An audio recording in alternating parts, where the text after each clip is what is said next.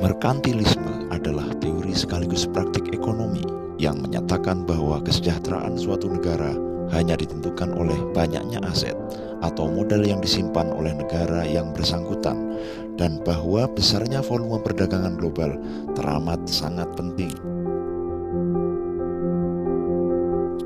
Konsep ini dominan di Eropa sejak abad 16 sampai dengan abad ke-18, didukung oleh negara melalui peraturan ekonomi. Ekonom merkantilisme percaya bahwa kesejahteraan suatu negara hanya ditentukan dari banyaknya kekayaan yang disimpan oleh negara yang berupa mineral berharga, terutama emas maupun komoditas lainnya yang dimilikinya. Melalui perdagangan luar negeri, negara berharap agar neraca perdagangan dengan negara lain akan selalu positif, sehingga negara mendukung ekspor dengan banyak memberikan insentif dan mencegah sebisanya impor dengan memberlakukan tarif yang sangat besar. Alhasil, pada saat itu perdagangan luar negeri dianggap sebagai sumber utama kemakmuran. Konsekuensinya adalah dalam praktek ekonomi banyak terjadi aliansi antara para saudagar dan negara. Negara memberi bantuan dan perlindungan berupa monopoli, proteksi, dan keistimewaan-keistimewaan lainnya. Nah, pada abad inilah di Eropa dianggap sebagai zaman kapitalisme saudagar. Secara historis, kebijakan inilah yang disebut-sebut sering menyebabkan perebutan pasar antar negara Eropa sehingga memicu perpecahan di antara mereka, dan lantas juga memotivasi perjalanan mengelilingi dunia untuk mencari pasar-pasar baru dan menimbulkan penjajahan.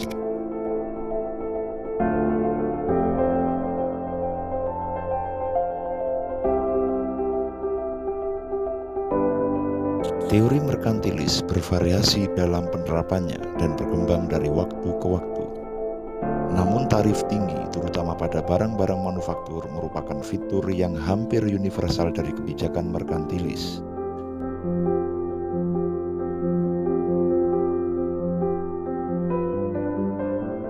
Kebijakan merkantilis lainnya antara lain menciptakan koloni di luar negeri, melarang daerah koloni untuk melakukan perdagangan dengan negara-negara lain, memonopoli pasar dengan pot pokok, melarang ekspor emas dan perak bahkan untuk alat pembayaran, melarang perdagangan untuk dibawa ke dalam kapal asing, subsidi ekspor, mempromosikan manufaktur melalui penelitian atau subsidi langsung, membatasi upah, maksimalkan penggunaan sumber daya dalam negeri, dan membatasi konsumsi domestik melalui hambatan non-tarif untuk perdagangan.